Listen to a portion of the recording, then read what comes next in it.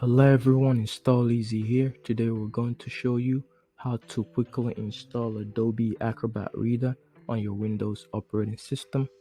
Open Microsoft Edge, so double click here, type Adobe Acrobat Reader, download.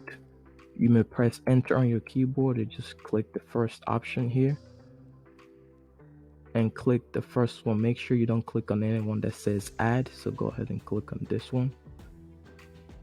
Scroll down and these are the options you have. So we need the free version, so we're going to choose this, download PDF reader, and make sure you uncheck these two so you don't have an add-on installed, and then click on this download Acrobat Reader. We could run the installation from here. However, we recommend going to your file explorer, click on downloads, click on Reader DC64, this, and click yes, and it's running the installation for you. Done, and click finish,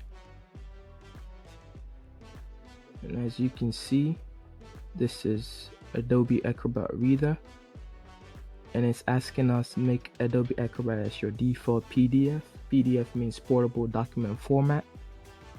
Make it our default. You're gonna click yes if you want to, and click continue, and just change here. Click change and select Adobe Acrobat DC. Click OK, and click apply, and click OK, and click continue, and then that's all you do. Leave a comment on installs you would like to see on this channel. From the team here at Install Easy, see you next time.